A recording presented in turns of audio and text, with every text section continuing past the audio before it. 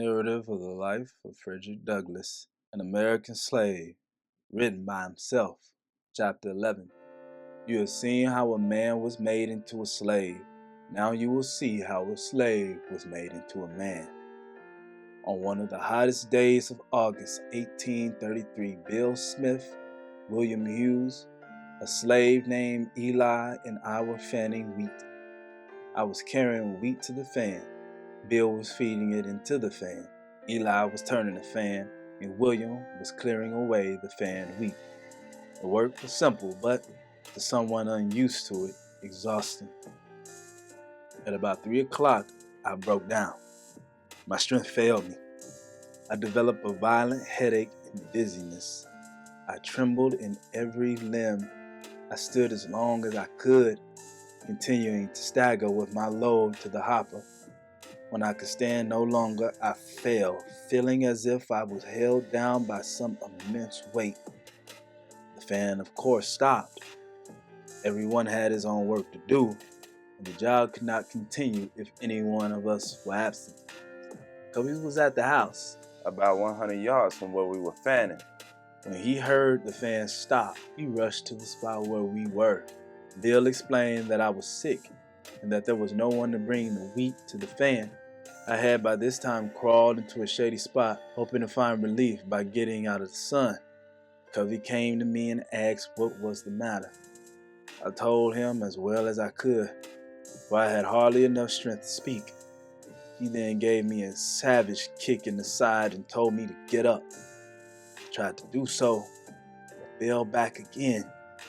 He kicked me again, ordering me to rise. I tried again and managed to get to my feet, but as I stooped to get the tub I used to carry the wheat, I again staggered and fell. At this, Covey took up a hickory stick and struck me heavily on the head, making a large wound from which the blood flowed freely. Again, he told me to get up. I did not try to rise, having made up my mind to let him do his worst. Covey turned and left me lying there. At this moment, I decided to go to Thomas Auld, enter a complaint, and ask for his protection. In order to do this, I had to walk 7 miles. Under the circumstances, this was very nearly impossible. I was very weak, as much from the kicks and blows that I had received as by the severe fit of sickness I had experienced. But I watched for my chance, and while Covey was looking another way, I started for St. Michael's. I managed to get a good ways toward the woods when Covey noticed me and shouted after me, threatening what he would do if I did not return. I ignored him and reached the woods as quickly as I could. Thinking he would surely catch up with me on the road, I continued to travel through the woods, keeping far enough from the road to avoid detection, but close enough to prevent losing my way. I had gone only a little ways before my strength again failed. I fell down and lay there for some time. The blood was still oozing from the wound on my head. I thought I would bleed to death. My hair became so matted with blood that it eventually stopped the flow. After lying there about 45 minutes, I forced myself up again and walked on through bogs and briars, tearing my bare feet at nearly every step. It took me about 5 hours to travel the 7 miles, but eventually I arrived at Thomas Auld's store. I must have been a sight to touch anyone who did not have a heart of iron. From the crown of my head to my feet, I was covered with blood. My hair was clouded with it. My shirt was stiff with it. My legs and feet were torn by thorns, and they too were covered with blood. I suppose I looked like a man who had escaped from a den of wild beasts. In this state, I appeared before my master, begging him to use his authority to protect me. I had told him what had happened as well as I could, but the story seemed at times to move him. He paced about as he talked, trying to justify Covey by saying he expected I deserved my beating. He asked me what I wanted. I told him I wanted a new home, but that if I lived with Covey again, that he would surely kill me. Thomas Auld ridiculed the idea that there was any such danger. He said that he knew Covey, that he was a good man and that he could not think of taking me from him. He pointed out that he would lose a whole year's of wages if I did not return. that I belonged to Covey for a year and that I must go back to him. He added that I must not trouble him with any more stories, or that he himself would deal with me. After so threatening me, he gave me a dose of medicine, telling me that I could stay in St. Michael's that night. It was quite late by then, but that I must go back to Covey's early in the morning. He added that he would whip me if I did not comply. I remained all night, and according to his orders, started off to Covey's in the morning, weary in body and broken in spirit. I had had no supper that night, nor breakfast in the morning. I reached Covey's at about 9 o'clock, and just as I was climbing over the fence that divided the neighbors' fields from ours, out ran Covey with this whip. Before he could reach me, I succeeded in getting to the cornfield, where I hid in the tall corn. He seemed very angry and searched for me for a long time. He finally gave up, thinking, I suppose, that I would eventually get a hunger and come out. I spent most of that day in the woods. My alternatives were to go home and be whipped to death, or stay in the woods and starve to death. That night I encountered Sandy Jenkins, a slave that I knew a little. Sandy had a free wife who lived about 4 miles from Covey's. It being Saturday, he was on his way to see her, and very kindly invited me to go with him. I went with him, talking the whole matter over. I found Sandy to be a fine advisor in his way. He told me very solemnly that I must go back to Covey, but that before I went, I must go with him into another part of the woods to dig up a certain root.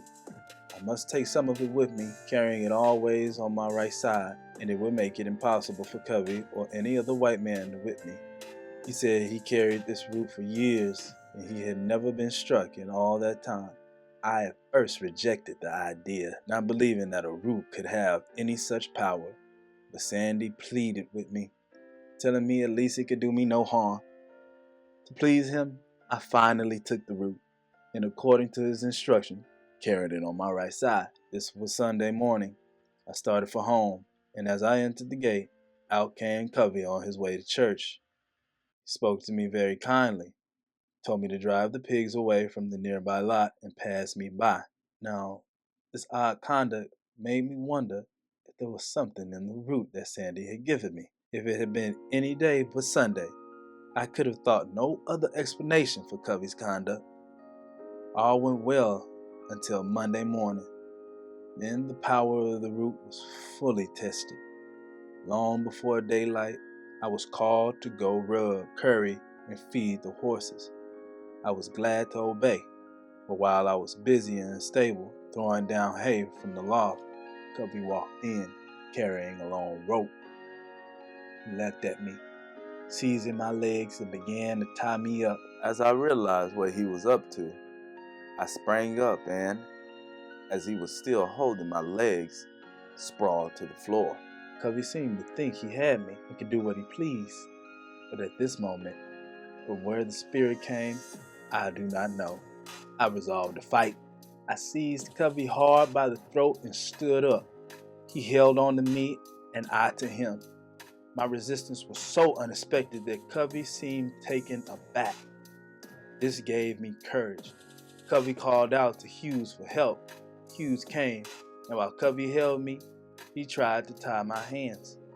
While Hughes was busy with the rope, I gave him a heavy kick under the ribs. The kick not only weakened Hughes, but Covey as well. When he saw Hughes doubled over with pain, his courage failed. He asked me if I would keep resisting. I said I would, that he had used me like a brute for 6 months, and that I would take it no longer. With that, he tried to drag me to a stick that was lying outside the stable door. But as he was leaning over to get the stick, I seized him with both hands by his collar and threw him to the ground. By this time, Bill had run in, hearing Covey's cries for help. Covey shouted, "Take hold of him! Take hold of him!" But Bill said that his master had hired him out to work, not to help whip me, and he left. Covey and I fought for nearly 2 hours. Finally, panting and gasping, he let me go, saying that if I had not resisted, he would not have whipped me so much. Actually, he hadn't whipped me at all. He had not drawn blood from me. I had drawn blood from him. The whole 6 months after that I spent with Covey, he never laid a finger upon me. He would occasionally say that he didn't want to have to whip me again. No, I thought, you don't want to, for you will come out of it worse than you did before. From this time on, I was never again what you might call whipped. Though I remained a slave 4 more years, I had several fights, but was never whipped. It surprised me for a long time that Covey did not have me taken by the police to the whipping post to be punished for the crime of raising my hand against a white man. The only explanation I can think of is this. Covey enjoyed a reputation as a first-rate overseer and Negro breaker. That reputation was of great importance to him. If he had sent me, a boy of 16, to the public whipping post, his reputation would have been lost. My term of service to Covey ended on Christmas Day, 1833. The days between Christmas and New Year's Day were the slaves' holiday. We were not required to do any work beyond taking care of the farm animals. Those of us who had families a distance away were generally allowed to spend the week with them. Otherwise, the holiday was spent in various ways. The thinking and industrious ones employed themselves making brooms, mats, horse collars, and baskets. Others hunted possums, rabbits, and raccoons.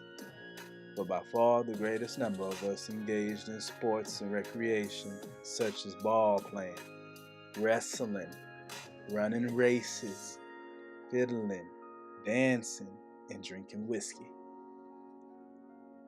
The last activity was by far the most pleasing to our masters. In the master's eyes, a slave who worked during the holidays hardly deserved them. Such a slave was seen as one who rejected his master's gracious favor. It was thought a disgrace not to get drunk at Christmas. From what I saw of the effect of these holidays, I believe them to be among the slaveholders' most effective ways of keeping down any spirit of rebellion.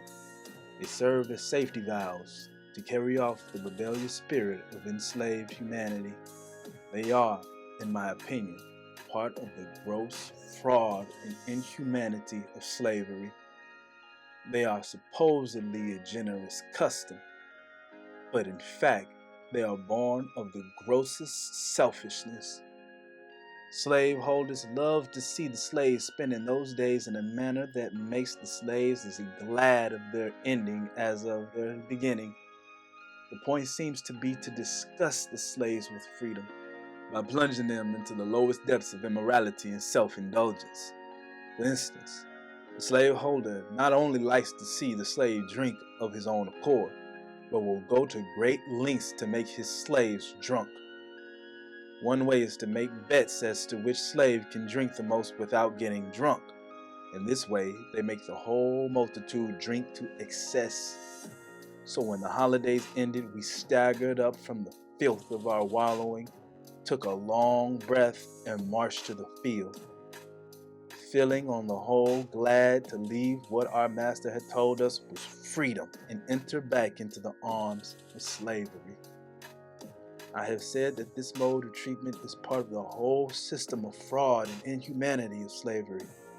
It is true. The idea is to disgust the slave with freedom by allowing him to see only the abuse of it. This principle is carried out in other ways as well. For instance, a slave loves molasses. He steals some. His master goes off to town and buys a large quantity. He returns, takes his whip, and commands the slave to eat the molasses until the poor fellow is sick at the very thought of it. The same technique is sometimes used to make slaves refrain from asking for more food than their regular allowance. The slave runs through his allowance and asks for more. His enraged master gives him a large amount and insists that he eat it within a given time. Then, if the slave complains that he cannot eat it, he is said to be impossible to satisfy and is whipped for being hard to please.